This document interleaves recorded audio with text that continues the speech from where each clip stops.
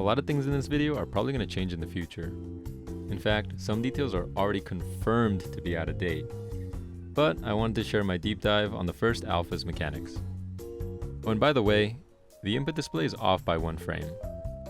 I don't know why, so please keep that in mind when reading input history.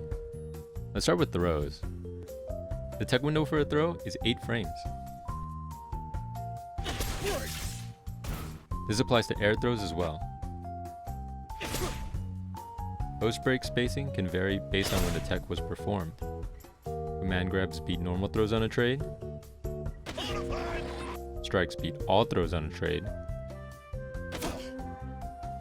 Throws can't be teched if they counter hit or punish, even though there isn't a punish indicator. Moving on to throw protection. There are 5 frames of throw protection after waking up. Also, in case you haven't noticed, characters have a white outline when they can't be hit. There are 5 frames of throw protection after block stun. 5 frames is significant because it allows characters with 6 frame attacks to beat throws by attacking. There are 6 frames of throw protection after hit stun. And there are 5 frames of throw protection after an OTG. However, there seems to be a bug that removes all throw protection the moment you input any action besides neutral.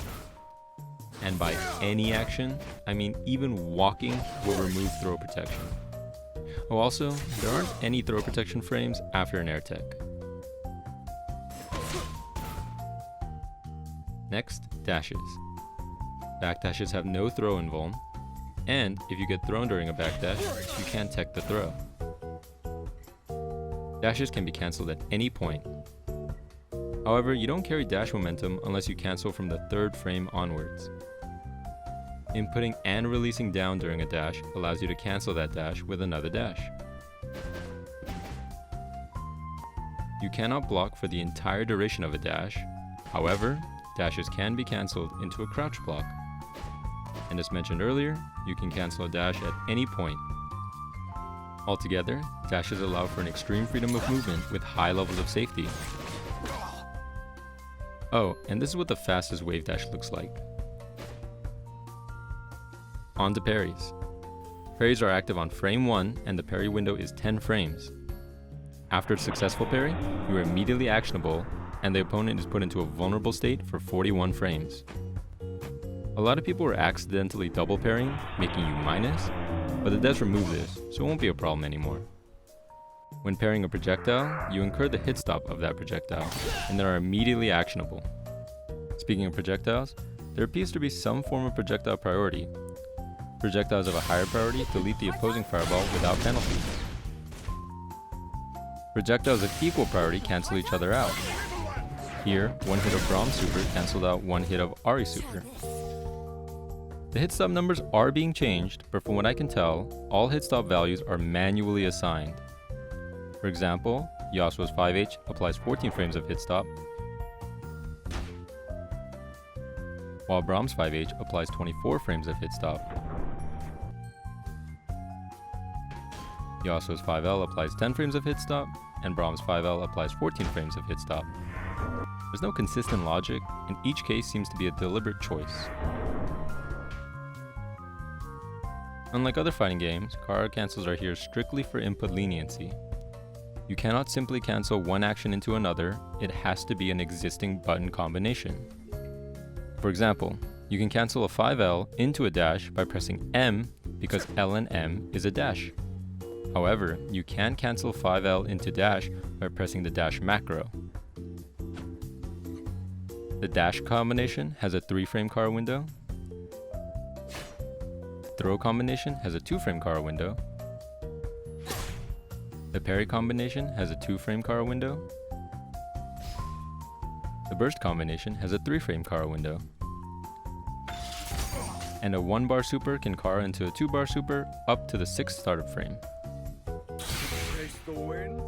You may have noticed that inputs during a super freeze are a bit funky. Well, it turns out that all inputs are fully buffered during a super freeze. What comes out at the end depends on a priority system.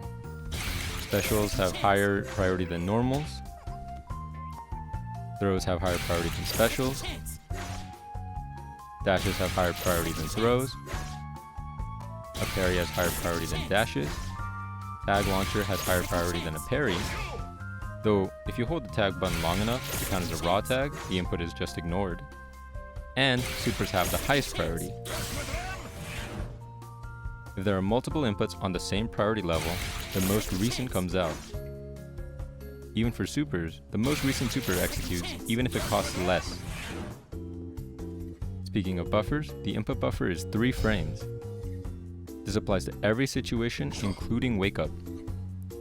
So there's a 4-frame window to get the fastest possible input in any scenario. Speaking of wake up, let's talk about Wakeup Attack. It's active on frame 1, functionally making it a DP. To do this, the game actually checks if a special button is held down 10 frames before wake up. Then, the normal wake up animation is interrupted and the wake up attack begins. Let's talk about landing recovery. After an empty jump, there's 3 frames of landing recovery for movement, while there's 2 frames of landing recovery for attacks. As for jumping special attacks, the landing recovery is specific to each air special. After jumping normal, there's 5 frames of landing recovery for both movement and attacks. However, if the attack makes contact with an enemy, the landing recovery for most attacks is reduced to only 1 frame. Landing recovery is still 5 frames for other actions, including movement and throws, but follow-up attacks are designed to come out instantly. Next, guard bonus. Did you know that if a player blocks an attack for an extended period of time, the game provides a bonus to meter gain when blocking? This buff seems to persist until the player does not block a new attack for about 60 frames or 1 second. Finally, let's look at crosser protection. There's approximately 4 frames of crosser protection where holding either direction will block an attack if the opponent has crossed up recently. The game indicates that crosser protection was activated by this protected notification. So to successfully cross up, you must be behind the opponent for at least 4 frames before the attack connects.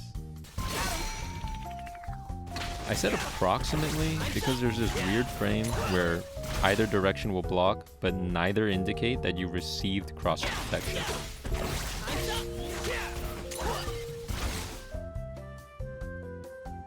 I'll close the video with some other bugs I found for future reference. If you enjoyed the video, please subscribe for more technical fighting game content. Later!